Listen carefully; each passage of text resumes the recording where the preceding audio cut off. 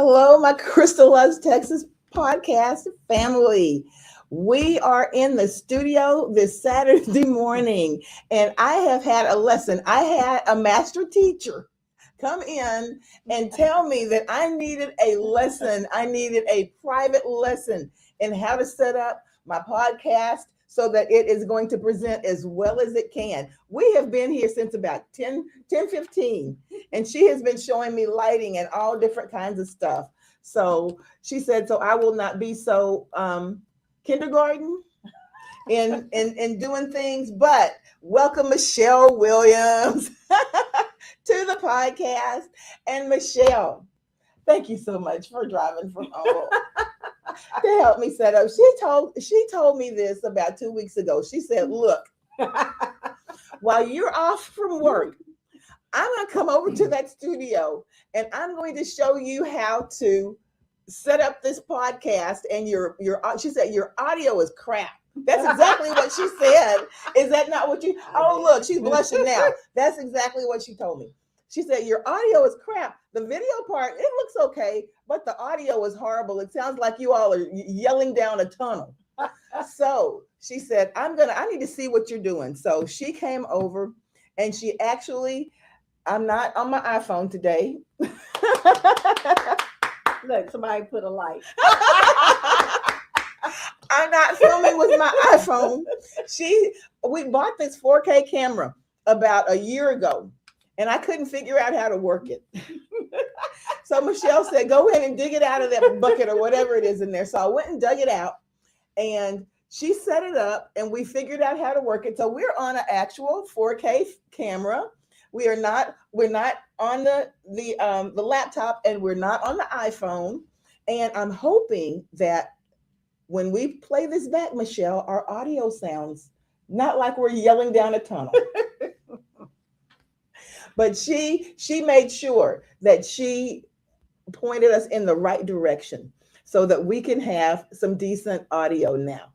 And with all that being said, Michelle, I had to get you in here. I'm going to hide this vertical aspect, and I had to get you in here because we got a lot of stuff to unpack about some of the things that are still going on. It's like some things never go away.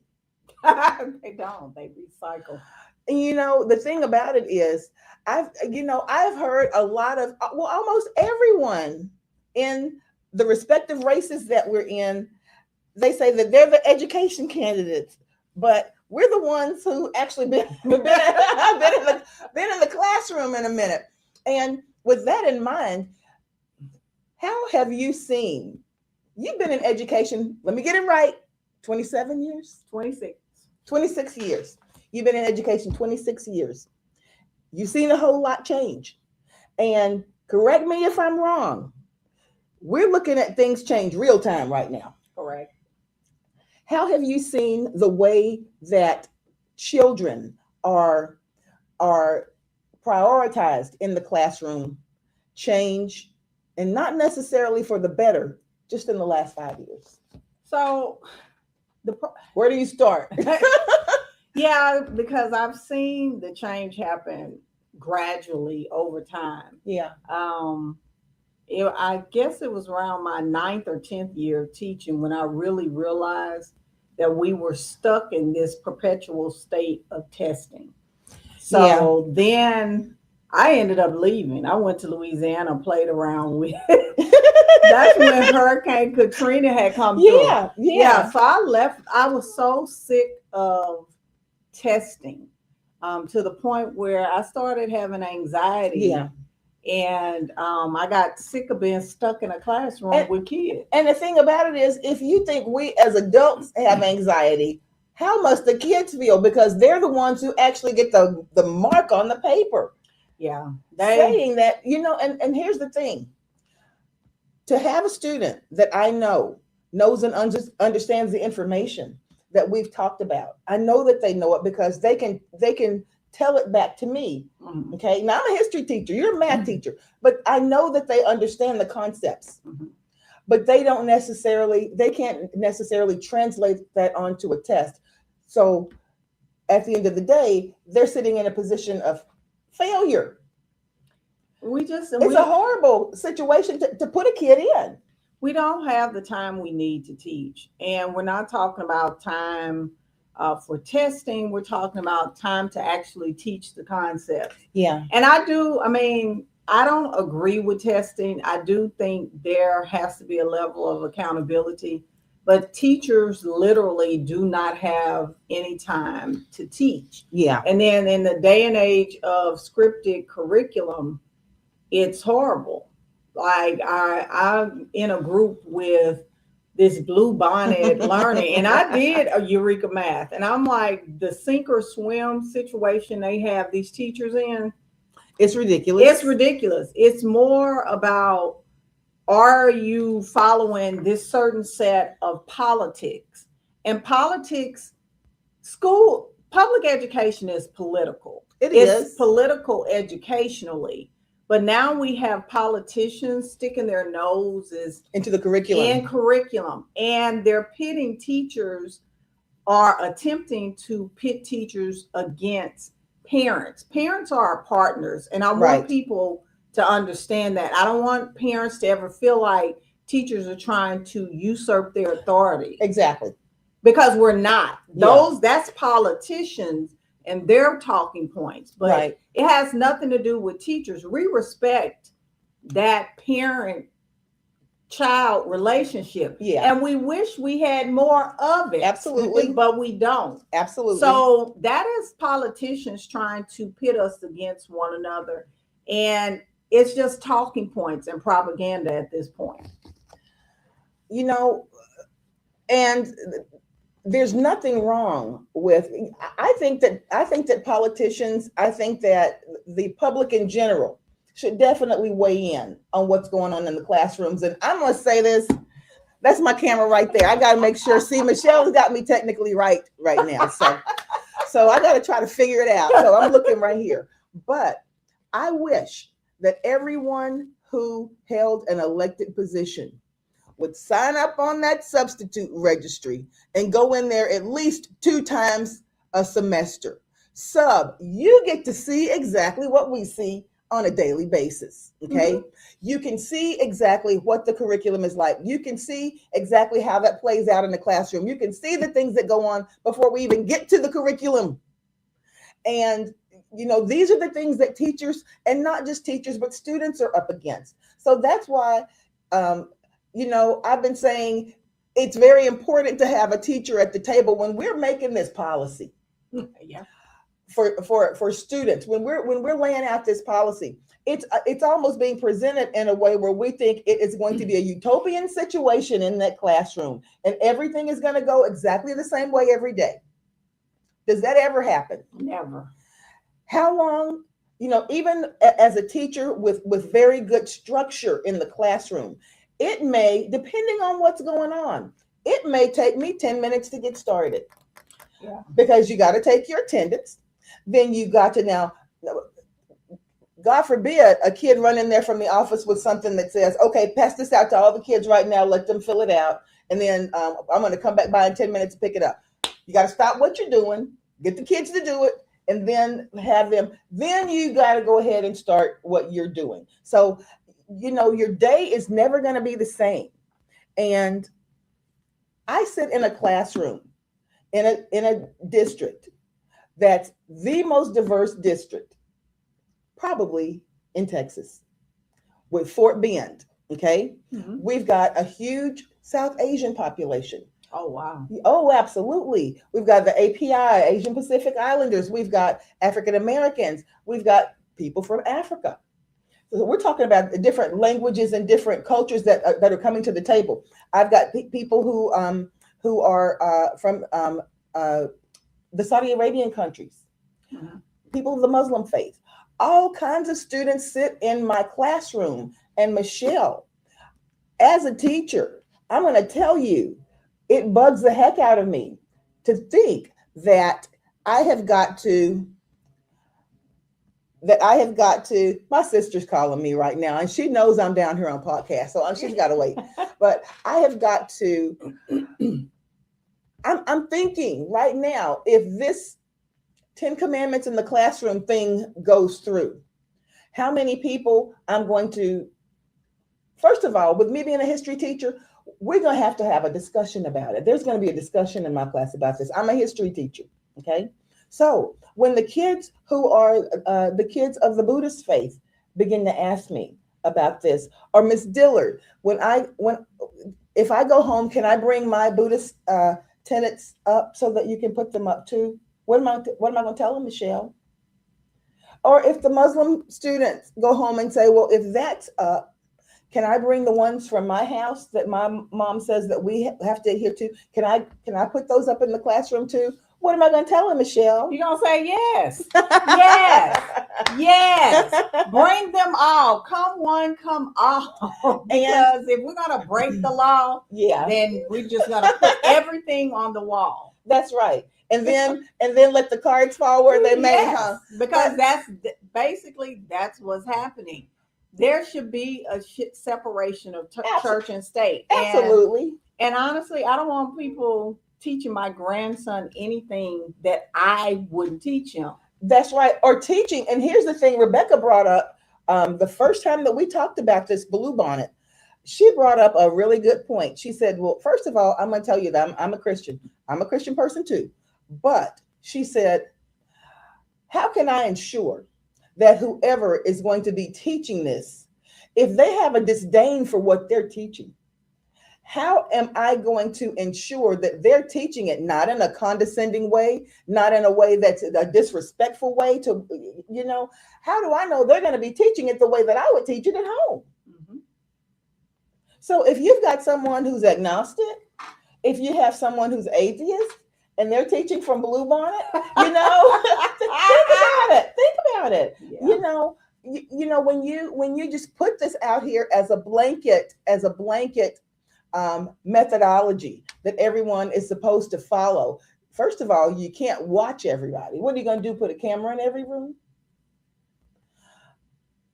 We don't have enough teachers as it is. Exactly. And so basically what's happening is that we're alienating even more people from wanting to be in the classroom. And I got, at the beginning of last summer, before we came back to school, I got an addendum to our curriculum. And this is simply what it said. I wish I brought it because I would like to read it. It said, I teach in a adjacent school district to Houston. And it said, what's been handed down by state law is that if a teacher finds any of the content that's presented in their curriculum offensive, they don't have to teach it. That's exactly what it said. If a teacher finds any of the content, and it was meant to address the teaching of slavery, the teaching of chattel slavery in our society, that if they find it offensive, they don't have to teach it. So, Michelle, let me think. If I find the teaching of the pilgrims coming, no. How about the teaching of people being in the colonial days when the pilgrims first got here? If I found that women being emblazoned with a scarlet letter because they were believed to be an adulterer, if I find that to be offensive, I don't have to teach it. If I find anything that Roger Williams, pilgrims, and if I find any of that offensive, I don't have to teach it. So where are you going to draw the line? Do you see where that's a bad place to open? First of all, it's unlawful. It is. And if you're a teacher watching this, and I want to tell you, don't listen to the state of Texas. You're going to find yourself in a world of trouble, because the Texas Education Code, which you are held to, right, which is one of the statutes, states that we have to follow all state mandated federal board policy, all of those. So if you're a teacher watching this, don't listen to the state, because again, that's propaganda and nobody's going to come and save you. By law, we are required to teach our required curriculum. Yes. Nowhere does it say in the education code that you can skip over the required curriculum. So you can believe what you want to believe, but when you are on the hot seat Yeah. for not teaching this or not teaching that, you're going to have a real problem and you're going to have legal issues. You know, and Michelle, here's the thing. I've been teaching history for a long time, okay? And here's my thing. Nobody is walking through this world in rose-colored glasses. No. How long have we been teaching history and people have taken it, absorbed it, made their own decision, and continued on with life? Okay? How long has that happened? Okay? We lay it out there and teach it, and you decide for yourself if it's something that was a good thing or something that needed to be changed and we need to learn from and go forward. That's part of critical thinking that we teach children. Well, it's not intelligent to say that your history doesn't have an effect on what's happening today. And that doesn't have low points. Right, but Yeah. it's true with everybody. It's true with the Latinos. It's true with Asian Americans. It's true with all of them. Your history. I can remember Yes. when I started in HISD, Asians didn't even have their own demographic. A lot of people don't know this. Yeah. But those high scores were Asians boosting Caucasian scores because Asians were counted as white. Yeah. So a lot of people don't even know that these people did not have their own demographic. And I started teaching in 99. It wasn't until early 2000 that Asians were identified in their own demographic for a long time. Even with Latinos, one of the LULAC presidents was telling me she was part of the integration in Harris County, but Houston ISD did not want to integrate. Right. So what they did is label the Latino children as white and force them into Black schools. Wow. That's what happened. Wow. She told Was this me in that. the 70s? Yes, when they started integration. Yeah. Minority to majority integration. Yep. Yeah. I remember having to go to a school. I lived 3 blocks from an elementary school. And as a 3rd grader, I remember having to be bused in the 4th grade, way across, probably 15, 20 minutes from my house to go to school every day. And the thing about it is now here's the kicker on that. By the time that everything happened, from the time that this was legislated till the time that it happened, all of the Caucasian families in the school district that we were being bused to, they had moved out. They moved out. And so we were getting bused to a school where there were other African American kids, and I could have been going to the school down the street. Mm-hmm. And, you know, my point is this, ladies and gentlemen. In our history, in the history of America, there are going to be some points and places that are low, that nobody is necessarily proud of. But as a country, we take those and we move forward with those, and we learn from those as to not repeat them again. Right. We don't try to pretend that they didn't happen. There is no one sitting in a classroom right now. There's no one sitting on the face of the earth right now that I blame for anything that happened 400 years ago. Michelle. Oh, and when these things come, when these talking points, it's propaganda. That's what makes it political, right? Because it's propaganda. Nobody's saying that you should feel sorry, or you, like JD Vance said, apologizing for being white. Nobody is saying that. What we're saying is that the United States needs to make amends with its dark past. with and that's itself, it. with And right. itself. Yes. And that's all we're saying. Things there are of people, there are consequences, and people are affected. Whole generations are continuously affected by what's taking place. Again, it's not just Black people, Right. it's Asians, it's Latinos, Guatemalans, El Salvadorians, People from Mexico. yes, Yeah.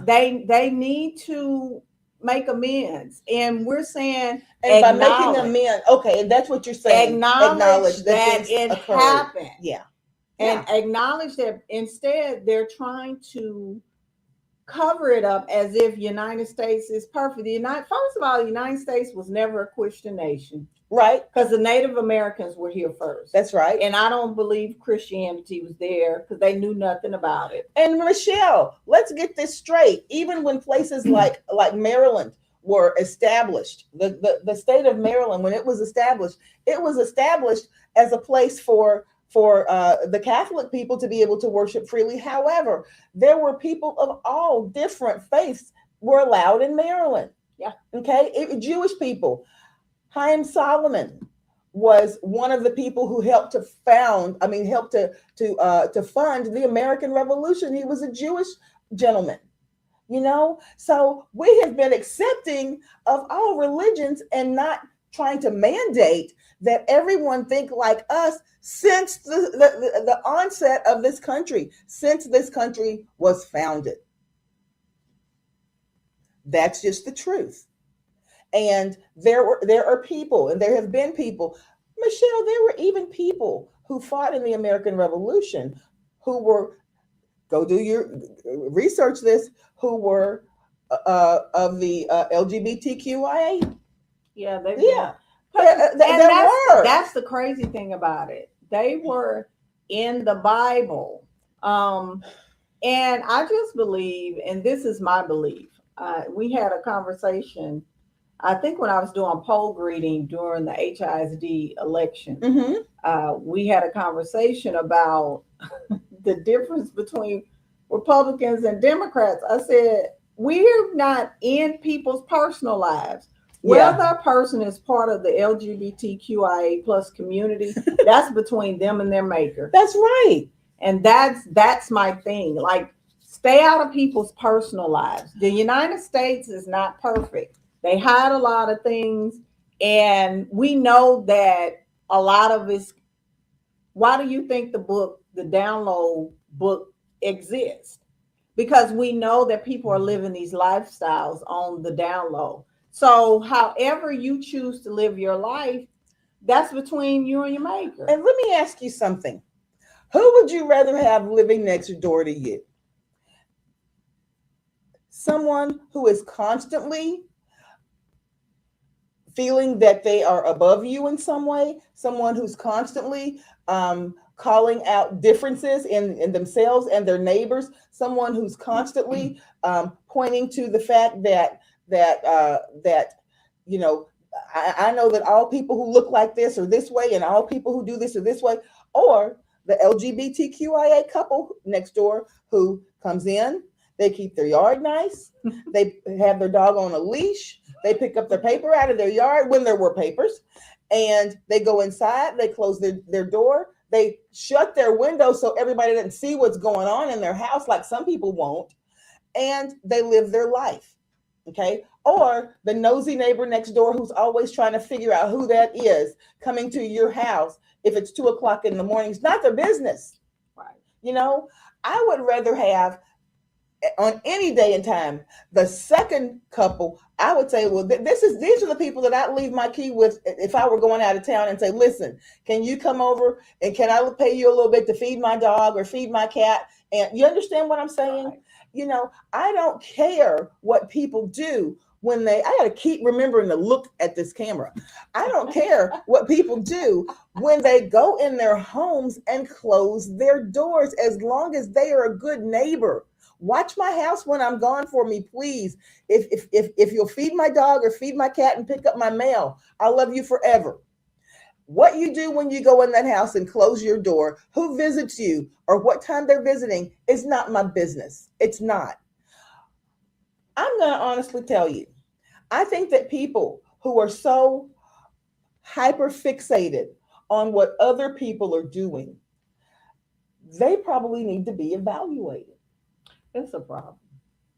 And I feel like for teachers, they're trying to force us into discriminating against people. That's Yeah, first of all, that's not my nature. That's not me who I either. am. That's right. And I'm not going to treat people differently because they chose a different lifestyle. Yeah, I don't have, and I keep telling people there's no heaven or hell for for you me to to. put. That's right. I didn't put. I'm not their maker. Yep. So as long as they treat me like a human With being, kindness and respect. yes, That's all. and I don't have any problem with people making decisions for themselves. I don't have a problem with women making decisions for themselves because, you know, um, taking into account people's right, like abortion. And people say, well, you're a Christian. I'm a believer. Yeah. But I believe that we have the right to choose. And I don't feel like any part of the government Right. should be in a person's personal life. What you do with your life and what you do with your children, long as you're not out here Yeah. asking for things, that is your right to rear your kids the way you want to. Now, when it comes to vouchers, but you don't have the right to ask the government to pay for your religious schooling for your student, Absolutely. for your child. I don't agree with any of that. And I think the separation of church and state needs to be stronger because like I said, I don't want anyone teaching my grandson something that we do not agree with. Michelle, how do we get out to our message is basically the same message as classroom teachers, as people who've been within the classroom within the last 6 months. Okay. How do we get out to the general public who honestly, unless they are extremely informed, they don't really know a lot of what's going on. Okay. With the state board and how those decisions are being made there and how a governor can actually take an entity created to be a safeguard for the learning of children and use it as a puppet tool for their own agenda. Is it because of from the top going all the way down to a local level that HISD is now under state control? I think it's everything is by design. So you have parents that are trying to survive every day. Yeah. And I had the opportunity to serve as Santa's elf over at Light of the World, where they were giving out gifts to I parents. was an elf too at Holiday in the Trade. Yeah. We should have taken pictures in our elf costumes. Yes. So you to see men coming in and shopping for their children, Yeah. like we're in a bad state. We Yeah. really are. When mayonnaise Yeah. costs $5. Yeah. I've never. Yeah. And I live by myself. It's me and Yeah. my puppy. Yeah. And mayonnaise costs Cuddles. $5. I was floored, but we're in a bad state. And so when people are focusing on surviving Yeah. America, you know, it's they're not aware of what's going on until it happens. But how do we get them to know when they go to the polls in March? I want the constituents of House District 131, where I grew up, which is the district that I'm running in. I can look at it and see how it has drastically changed. I can look at it because I remember how it was when I was growing up there. You know what I mean? Mm-hmm. And I can remember on Saturdays, Michelle, we would go over into South Park. There was a big department store called Kmart. You remember when Kmart used to be? Yeah. Oh, let me tell you. And they had the popcorn and everything you could buy, cotton candy and stuff in their little kiosk, grilled cheese sandwiches at the back where they had the little grill. It was great. It was an outing for us. And then when we finished, and sometimes they'd bring a carnival and set it up in the parking lot. You remember these things, being in your neighborhood was somewhere fun to be. It was somewhere where you were proud to be. The bank was right across the street. South Park Bank was right across the street. And then you had the library right behind the bank. And it was a wonderful place to be. And slowly, slowly, slowly, it started becoming more and more. Um, Businesses closed, businesses moved, things weren't kept up, things were boarded up. And, economics has a lot to do with it. But here's the thing, we're in a place now where we've actually got the opportunity in a lot of our areas. Did you grow up? You didn't grow up in the Humble area, did you? No. You moved to Humble. You weren't born there, but you got there as fast as you could, right? Okay. Texas. Anyway, but I grew up in this area, and we've got a unique opportunity in our area right now because of the close proximity to everything else in that's convenient in our town. Close proximity to the medical center. You've got close proximity to shopping. You've got close proximity to sporting events. Right there, adjacent to 131, which is like a 15-minute drive in either direction, even to get to NASA. Okay, come on. And development is coming back in. As in your area, out in Humble,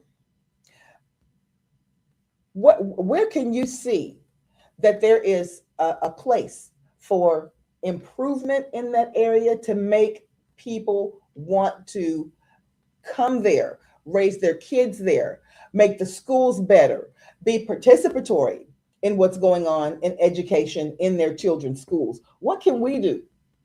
Well, first of all, in our area, we are facing flooding threats, and it's due to greed of the developers. And I know some of the developers are Mhm. not going to like my stance on this, but I disagree with houses being built in a floodplain. Oh no. So the Houston Chronicle Yeah.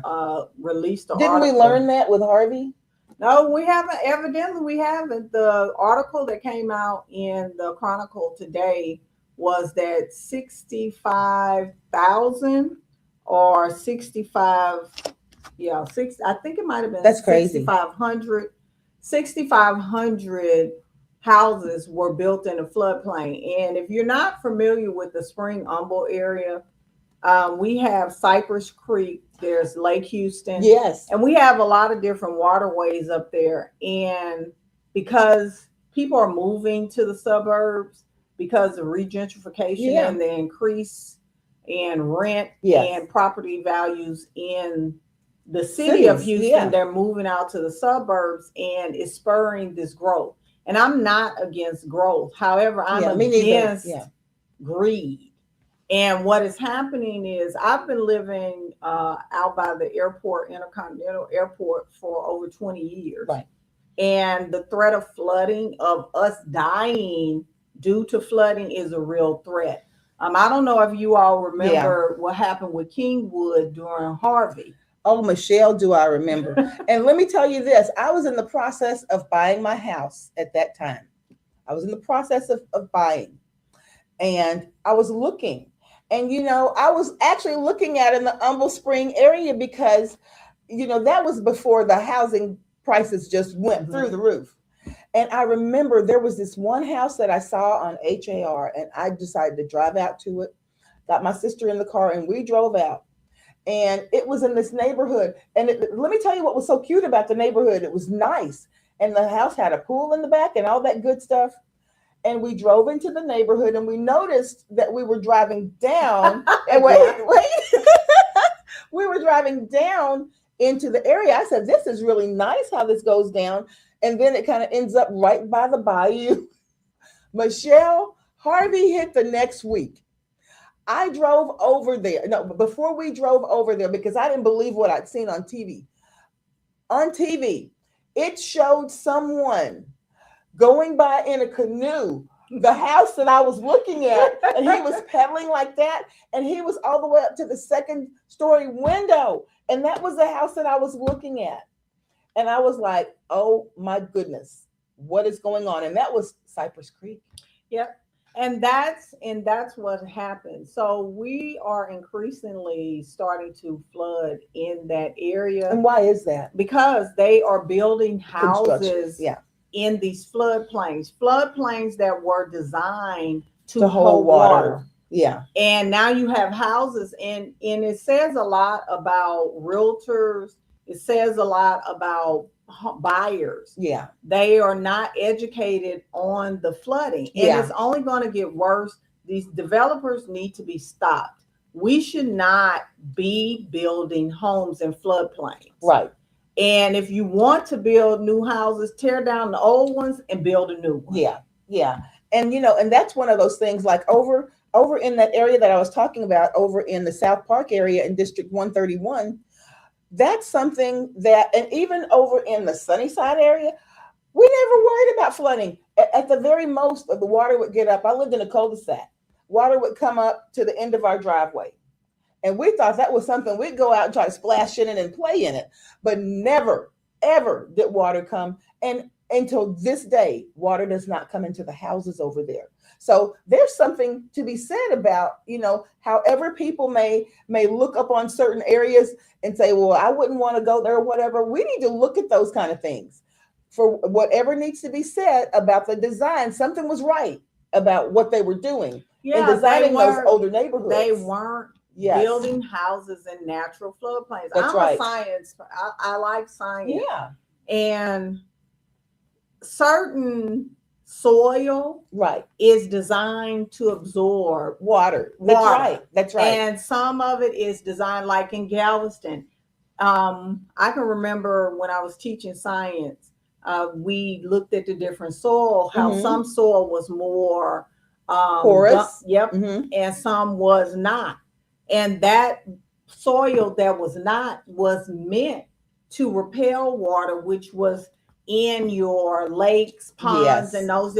But we're not using science. And here's the sad part about it: Texas has all this research. Yeah. Texas has it. The Texas Water Board, which I've been reading Yeah. up on, they have this research. Of course. But what they Of won't course. do is go against their buddies and all their friends that are developers and say, no, for the community safety, we are not going to allow you all to build in a floodplain. Yeah. And then the federal government, they had a judge just rule that the houses that flooded in that federal floodplain. Now, here's the problem I have, because see, Greg Abbott, the governor, he really plays on this propaganda. Right. Texas allowed them to build where they knew it flood. Where the Army Corps of Engineers had already come in and said, do not build here because it's inevitable. Water. That's right. They'd already determined that. But you have Texas, and then you see him on these social media platforms saying, oh, now we're getting much closer. The state of Texas allowed that.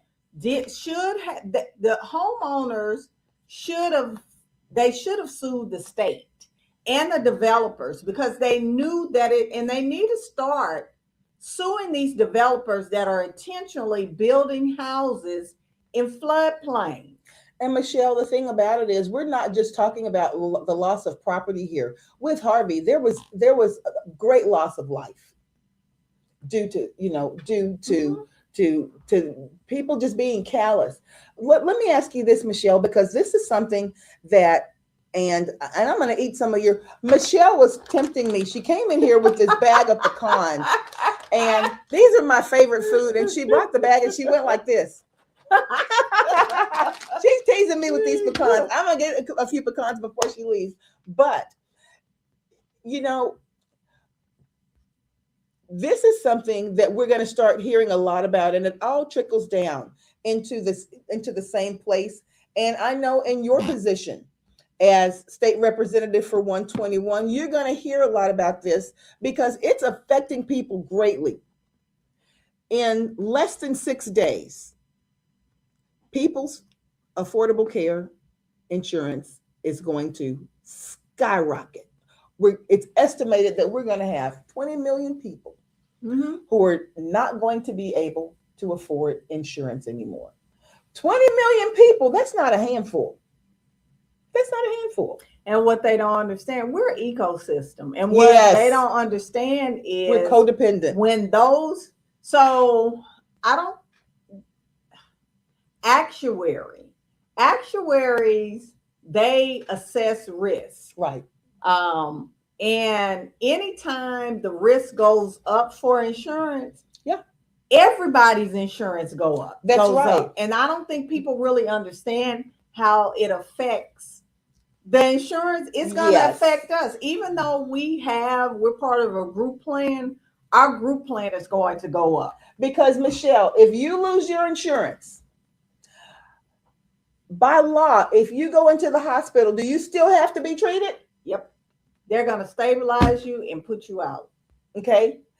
But you got to be treated. Okay. So, and you'll end up in the emergency room probably if you. Okay, so emergency room care is that's it's triage. So that's going to be the care that is going to demand the most money, because that is the care that many times it comes as a result of people not having preventative care. Ladies and gentlemen, we have got to, and I am imploring you right now, even right now, 6 days before, get on the phone, call your senators, call your congress people, call your national leaders and tell them we can't afford to be without this. Whatever you guys have got to do, it may take the kind of backbone that is made out of a steel beam, but whatever needs to be done so that people don't lose this insurance, whatever you, and if no plan has been in the works, what is going on? If no plan has been in the works, someone got together, Michelle, let's just be clear. Someone got together back when that affordable health care plan was developed. A team got together and they came up with this plan. So in this last 6 months, has a team gotten together and come up with what's going to be the solution of this if we don't have this anymore? No, the goal is to create. What is the goal?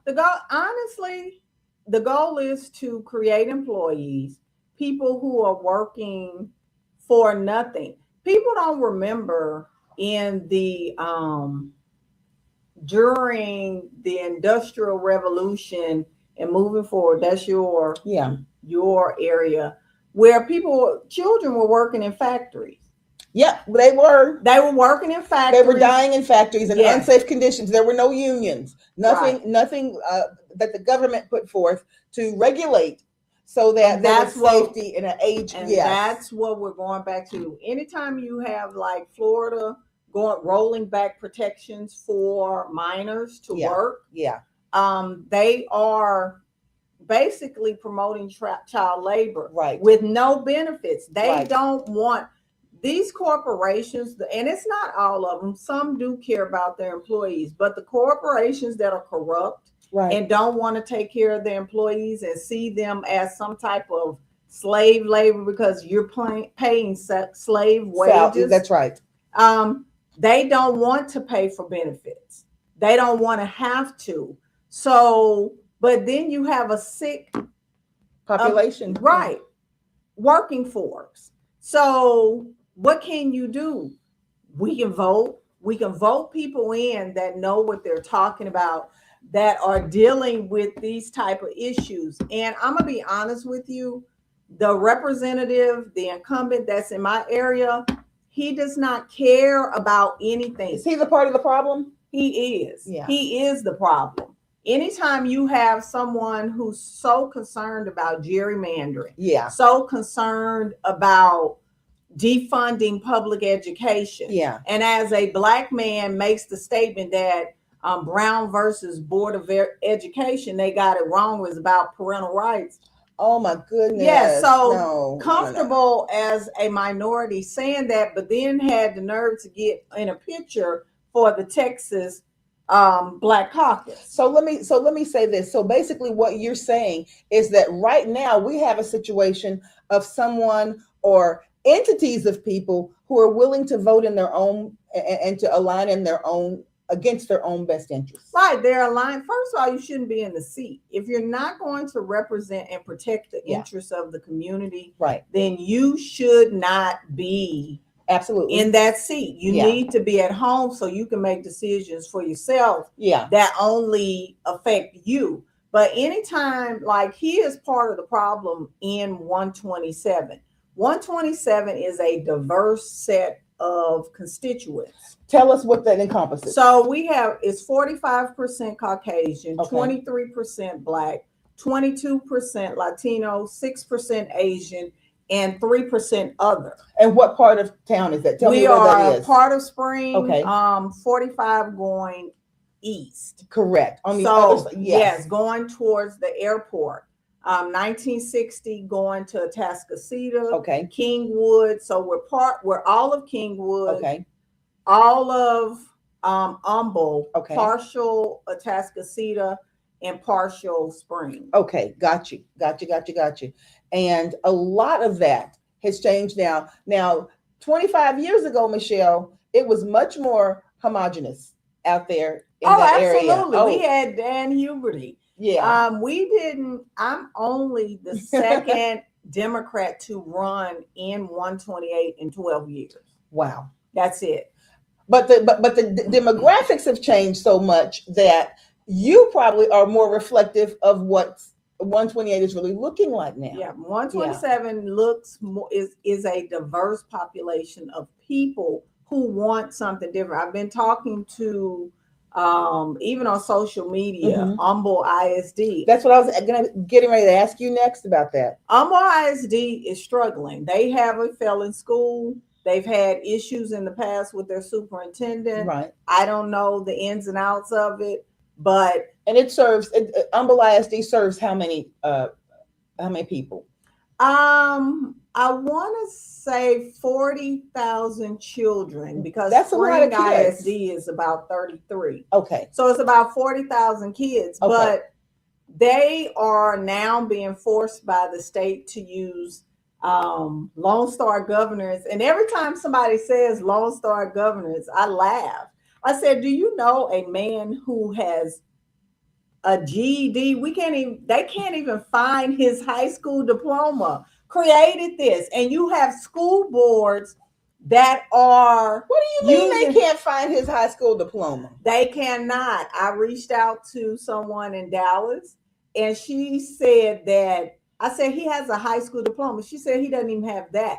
She said we can't. And tell me who this. You don't want to mention this person's name? No, I do not. If you go look up the author of the Lone Star Governors, I'm going to look right now. Out who that person is. Okay. So I'm not following someone who has never taught or been in public education, someone who does not have an advanced degree. He does not even have the same amount of education or experience that I have. And you have school boards following this foolishness.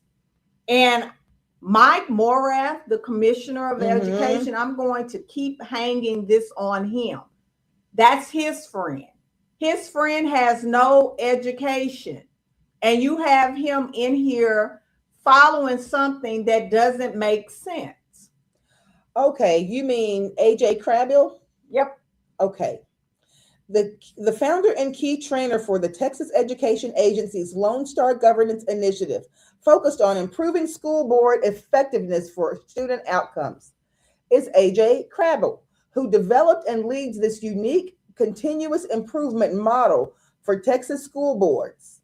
There are students that are graduating from high school that have more education than he does. Some of these children are graduating with associate's degrees. He has nothing. Well, is it that he has nothing, or we can't put our hands on he has nothing except for a GED. They cannot find the high school that he graduated from, which leads them to believe that he has a GED. High school was bad enough, but you have someone developing something that is really not educationally sound because it doesn't come from someone who has formerly been, all of the school districts that are taking over Mike Morath is making them drink the Lone Star governance Kool-Aid. See, and that's what I mean. This is what I mean, guys, when I'm saying this. And I'm making sure that I'm looking into the right camera now. When someone or anyone is touting being a proud member of TEA, or that I've been a part of TEA, I'm telling you right now, I'm a teacher, and TEA okays and writes our STAR test. Okay.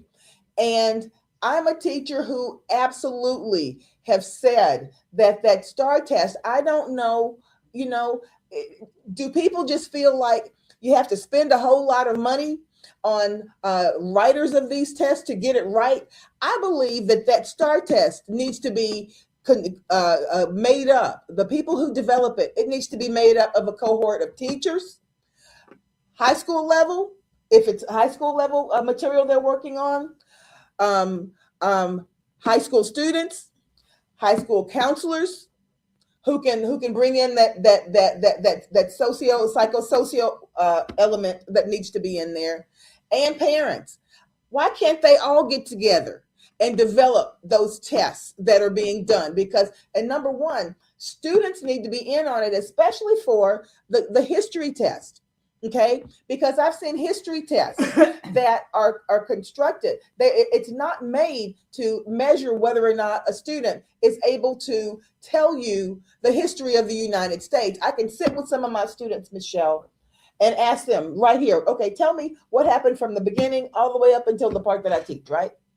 And they can lay it out to me. They know the information.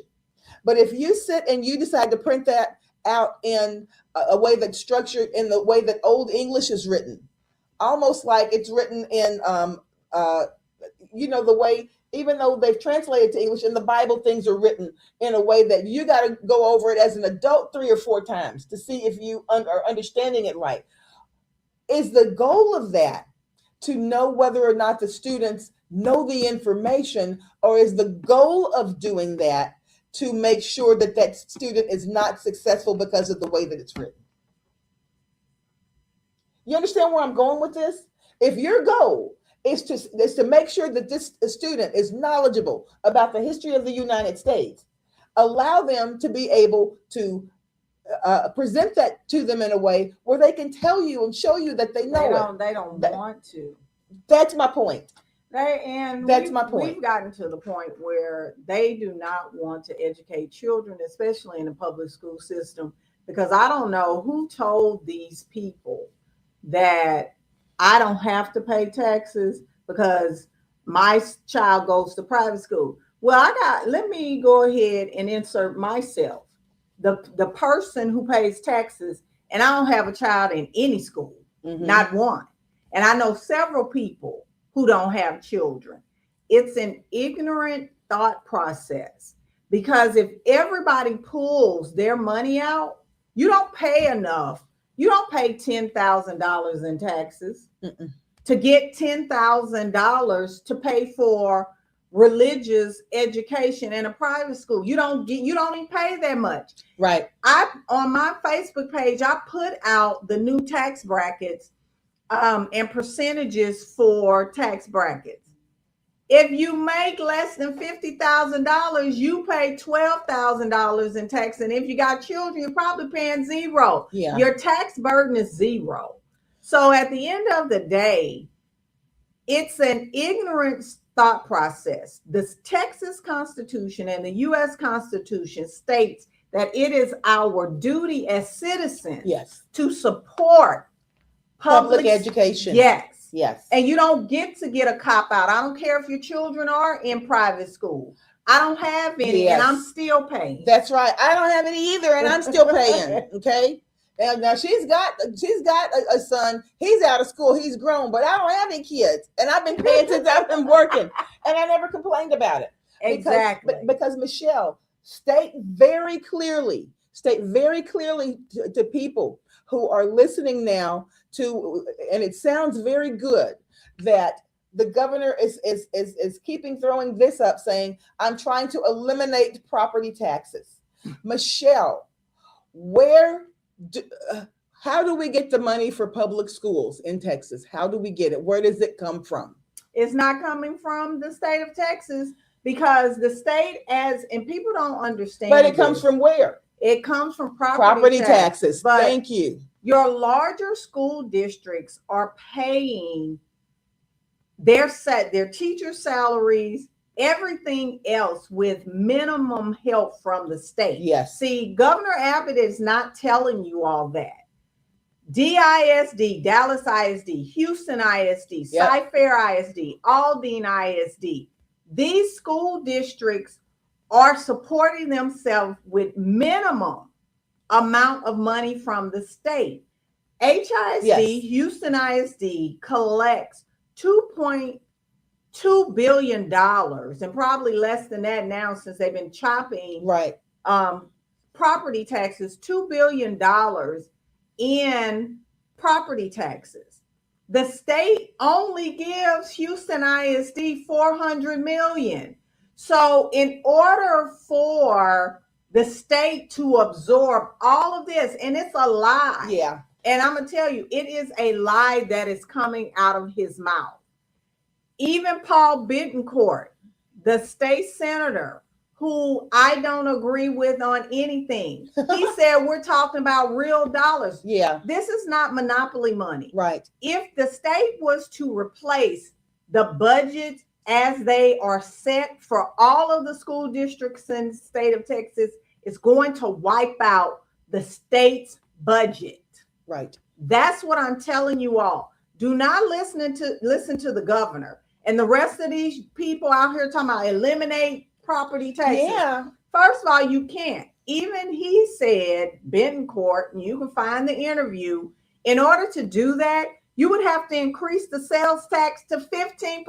Right. We're already almost at 10. Yeah. So either way, you're gonna pay. And Michelle, here's the thing about it. 90%, and I'm being generous with that, because I believe it was like 89.6, but 90% of the people in this country, whether they're billionaires now or not, matriculated through a public school. Yep. So your kids may not be going to public school, but a whole lot of the people that make this country run matriculated through a public school. If you look to your left or to your right, you cannot swing a wet newspaper and not hit at least 10 to 15 people who came all the way up through the public school system. So there's some good, a lot of good, a whole lot of good that's coming through public schools. Don't be dismayed with that. Don't let propaganda tell you that nothing good is coming out of public schools anymore, because that's offensive to me, because I'm a public school teacher and I know what's sitting in my classroom every day. There's a lot of good that will be coming out of public schools and contributing to this society too. So don't be dismayed by that. And you don't ever want a situation where there are people at the top that are discounting the importance of education. Education, if nothing else, is going to teach you to be a critical thinker. It's going to teach you to question your circumstances and to do what you've got to do to make your circumstances better, and not just accept what someone says it's okay for you to have. Yeah, and don't let them pit you against your neighbors. Yes. And I'm not going to say our public school systems do not need perfect. work. Yeah. And we do. Mm-hmm. And it's not because it's not teachers. Teachers don't make laws. Right. If we made laws, it would be a lot better. We would have the things that we need for our classrooms and to effectively teach our students. Yes. I wouldn't be running for state representative. It's not, I never wanted to be a politician, and I'm not. I'm an advocate. I advocate for my students. I advocate for people. But at the end of the day, because they are taking the laws and turning them against, manipulating them, parents, teachers, communities, and trying to destroy our communities, because make no mistake, when a school closes, it hurts the community. Yes, Where it does. it hurts it. And charter schools don't make it better, because charter schools pull kids out of a community. And I know parents are only looking for the best options for their children, but I promise you, if you elect more teachers, Yeah. we will have a better school system. And Michelle, here's the thing. With a charter school, you know, charter schools, there are, if charter schools could be placed in a lane where they only are meeting the needs of the students that public schools are not able to meet the needs of, students who may be going to the county, because of criminal activity or something like that. If charter schools were placed in that lane where they were trying to meet the needs only of students that public schools could not, or are not able, or are not equipped or trained to meet the needs of, I'm okay with that. But that's not But what that's charter what schools. that's what they were designed for. Yes, Charter but schools were supposed to not supplant right, public schools. It was supposed to supplement That's and right. support where we did not have the services. That's right. And that's where it needs to go back to. Also, charter schools need to be held to the same standards Bingo. as public education. That's what I was getting ready to say, because let's be clear. A charter school is a private entity run by private companies. Yep. Michelle, if we wanted to open Crystal and Michelle's charter school, and we said we only wanted to take young men and women who were 5 feet 6 inches tall or taller, they had to have dark colored eyes. They had to be, no one could be over 150 pounds. And they had to live in, come from families who only made over $125,000 a year. They had to be Christian. Think about this. In theory, can charter schools choose who they want to accept? They can. That's the problem. Holding them to the exact same accountability and guidelines that public schools are held to, that's off the table with charter schools because they're private entities. And Michelle, for extracurricular activities at Crystal and Michelle's charter school, we only want to have music. There will be no sports. We'll only have math club as after school activities. And we'll only have students who are able to play chess and win on a state level who'll be able to attend. Boom. And you know what? We want to have schools on Saturday and half the day on Sunday too. We can do that, can't we? Mm-hmm. That's the problem, guys. That's the problem. If you are not holding these schools to the same accountability as public schools, there's an issue there. And there is an open door for discrimination on a lot of levels.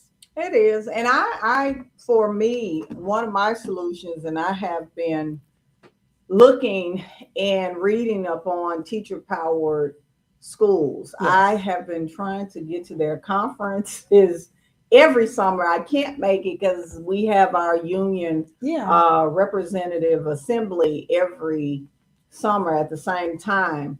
But teacher power schools, I would like to see those in Texas.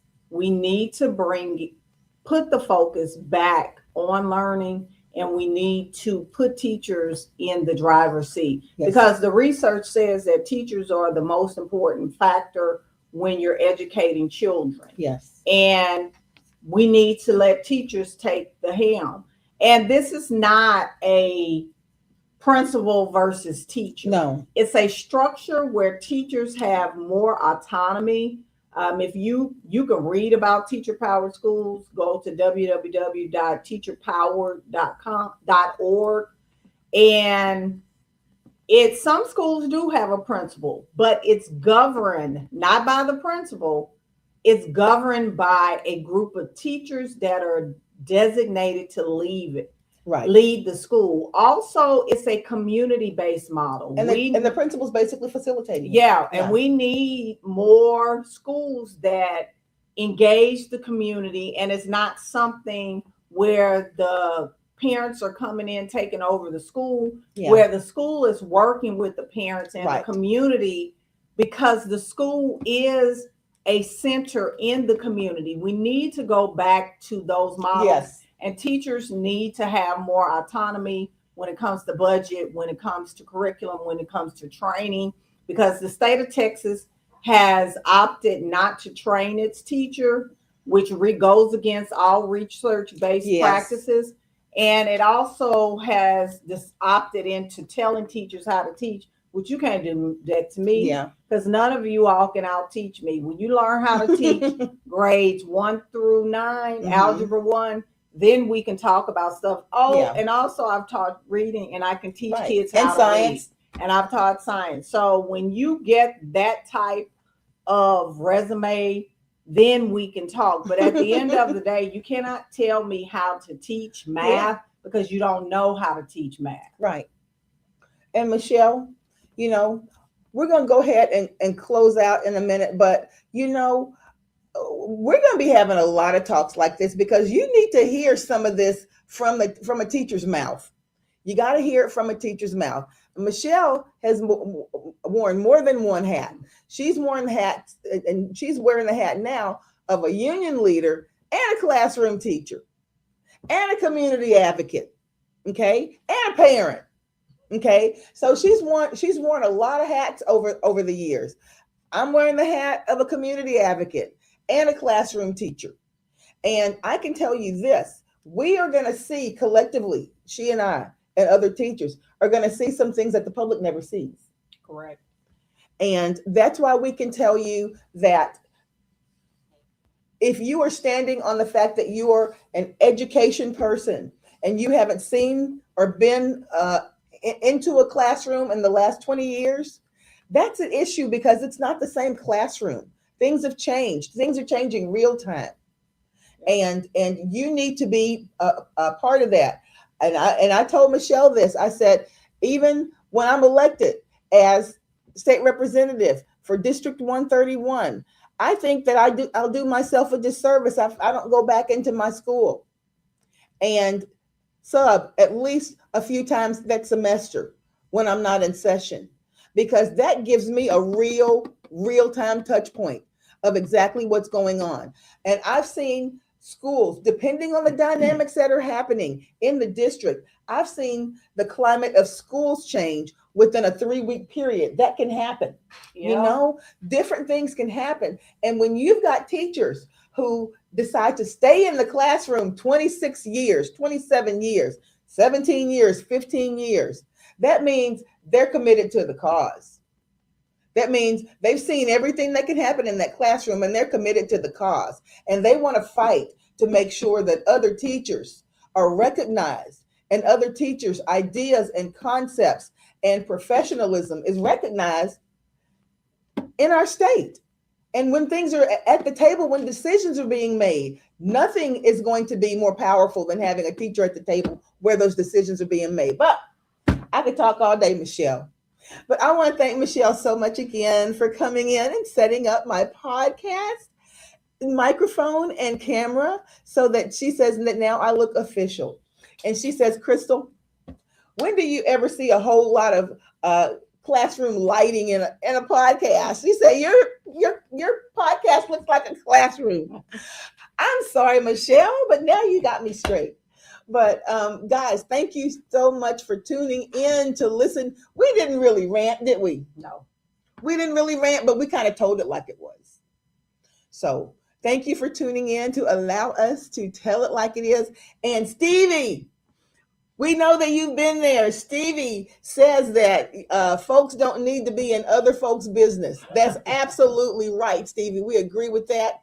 We need to stay in our lane as teachers, let people raise their children and educate their children and indoctrinate their children into whatever their religions are in whatever way they want. We need to stay out of it because it's not our business. But if we just keep those things, if we teach the best way that we can, the best way that we know how, and keep religion out of the classroom, we'll be a great society. Yep. Last thoughts, Michelle.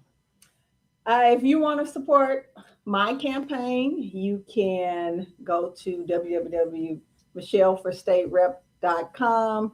Also, I am hosting a meet and greet for District 127. So if you know anyone that lives in the Spring, Humble, Atascocita, Huffman area, tell them to go to michelleforstaterep.com and get on my volunteer list. Yes. And I'm setting up my email list as we Are y'all gonna be block walking we will be doing some block walking. closer to the? We're actually going to start with car rider lines at schools, Okay. those types of things. I finally finished my push card. I know I should have done. I just finished mine this weekend too. Don't feel bad. So we'll be out in the community. I don't have a primary opponent, so I am the candidate, Democratic candidate for District 127. I will be on the primary ballot as well as the general election ballot. We need for Democrats to come out during the primary because we need you to raise your hand and say, I'm a Democrat. Yes. I definitely need it. Like I said, I'm the only the second Democratic candidate that has run in District 127, and we are coming for that seat. We're going to flip it from red to blue. And as Governor Abbott said, dark blue. Yes. And if you believe, regardless of how you voted in the past, it's not about aligning yourself. It's about doing the right thing for you and your community, regardless of of what party you're affiliated with. If you believe in public schools and the things that public schools have brought to this country since Horace Mann introduced that concept back in the 1800s, you need to support Michelle and public school teachers at this point. We are under attack. That's why so many teachers, I think, have thrown their hat in the ring. When we see the direction that this particular administration is trying to guide public education in, it's chilling. I don't want to look in my rearview mirror and say, I remember when schools used to be great to go to. I remember when it used to be communities used to be in schools. I remember Friday night lights. Yep. We don't want to be in that kind of position again. But I wanted to bring Michelle in here because you people who are out there in 127, don't stay away from the polls, Michelle. And when is the last day that people can register to vote out there? Because you guys, if you're not there, you can still pick up a voter registration card from your post office, fill it out, and drop it in the mail yourself, and make sure that you are registered to vote in that March 3rd primary. Okay. Even though she is not going to have an opponent on that, you need to get in the habit of voting in every election. We need real numbers. We need Democrats to vote in the primary. I need you all to show up on March 3rd to say, I'm a Democrat. I'm supporting you. Yes. Yes. So I need to know that you're out there because we haven't had any representation in 12 years. Yeah. I'm only the second one. So we need you to come say, hey, I'm a Democrat. I'm supporting you. I'm going to support you in the primary, and I'm going to support you in the general election. Don't be a person that only votes in presidential elections. Right. We need you all to come out and vote. Because if you haven't seen it already, Michelle, you and I know that we probably thought we would not see it in our lifetime, but to see a state entity come in and completely wreck the fourth largest school district in the country, it is earth-shattering to see that happen. To see schools that we've known to be historic schools throughout the life of HISD to now be reduced to almost like a little assembly line type situation. Empty vessel. Yeah. Nothing is happening in HISD that's good. And Yeah. if you all think, because I keep seeing people, oh, I would rather the state come take over. You don't. No. You don't want that. Like I was telling teachers, they didn't want it. I said, you don't want the state in your business. First of all, it's a degradation of democracy. Our schools are run by local, and then you got Governor Abbott running around here, no pun intended, saying that, oh, we run schools better than the other guy. You can't Mm-mm. run schools when Mike Miles has spent over $500 million in the last 6 months on attorney's fees. That's Right. for one law firm. Yeah. So he's bleeding HISD dry, your taxpayer money, and that's what's going to come to all of these other school districts. Yeah. Because Morath, the commissioner of education, Mike Morath, does not care, and neither does the governor. So please do not say that you want the state to come and take over. No. We can make our schools better. I promise you. We need more parents in the schools. We need more parents in the PTO meetings, in the PTA meetings, in parent organizations that support schools and support teachers. If we could get the parents in there to help those teachers out in the ways that they can, how much stronger would those schools be? And it's not even parents. Everybody's a stakeholder. The parents are just one stakeholder. Yeah. It's the school district, the parents, and the community. The community has effectively turned its back on the school district, these businesses. They want to feed off the school district, such as Houston ISD, Mm-hmm. but they don't want to support it. The Greater Houston Partnership is the greatest disappointment when it comes to Houston ISD. They supported this takeover, and they're going to pay the price for it. They want a bond so their companies can get contracts, Right. but you don't want to support real education. Yeah. Mr. Rick Campo, chairman of the Port of Houston, Yeah. member of the Greater Houston Partnership, we need businesses to partner with public education, i.e., public educators, Right. for real education. That's why you see me show up every school board meeting taking my victory lap, Right. because it's a sham of education that's being provided to these schools in Houston ISD, and they're trying to push this skim milk, for lack of a better term, that's not going to educate our children. And it irritates me to have the business community who wants a bond pass but don't want to support public educators and want to support the status quo, which is denying these students a free and appropriate education. And Michelle just said a mouthful. She said a mouthful. But at this point in time, ladies and gentlemen, we don't want to bridle the people who are willing to sit here and tell the truth about what's going on. If we don't step in right now, public education is going to be a thing of the past. Okay.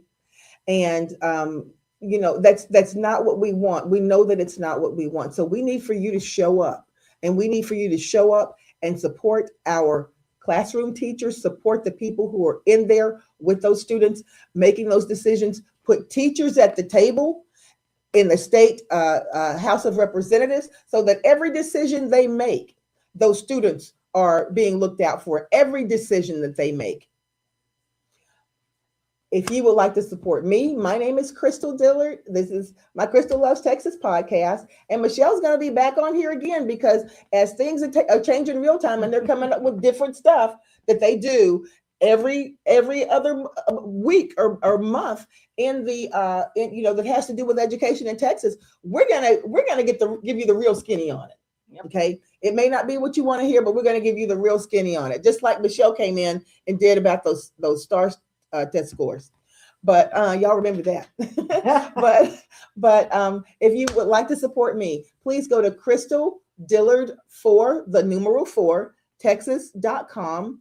You can register to endorse my campaign. You can register to walk with us when we do block walks. You can register to volunteer. All of those good things that have to do with the campaign, because there's a lot of legwork that goes into it. And please, You don't have to be from District 131. You don't have to be from District 127 to go in and donate to our campaigns. Guys, these are not cheap. It's not cheap to get this stuff done. It's not. And we want to make sure that we present what we're doing in the best way possible. You can donate to my to me on my webpage through Act Blue. You can donate to me through my GoFundMe account that's set up especially for campaigns, with all the I's dotted and all the T's crossed, especially for campaigns. But you don't have to be from our districts to go in and support us. Okay. You can just say, hey, there's two teachers there that I know their heart is in the right place. They're trying to get it done for us and for our students, and I want to support them. I'm asking you to do that. Please do that. Don't hesitate to do that. And more than anything, share this podcast, share it with your friends, share it with your neighbors, share it with your families, because our campaigns are basically grassroots. Okay. We don't have, big corporations backing us. We don't. We're teachers who have a heart for what we're doing, and we have a real concern for what's going on right now in public education because it's scaring us. Okay. And we don't want to see the bottom fall out of public education as we know it. But ladies and gentlemen, I want to thank you again for tuning in today. And this was just like an improv. Yep. This was an improv. We decided we were going to go live because Michelle was coming down to help me get my little podcast right. So hopefully we're going to listen to this afterwards, and it doesn't sound like we are talking through a tunnel anymore, like Michelle said we were. But but guys, thank you so much for tuning in, and we will make sure that we keep you posted and keep you abreast of what's going on. And as we say, Michelle, all the time on the Crystal Loves podcast, we can do it. We'll see you later. Bye-bye.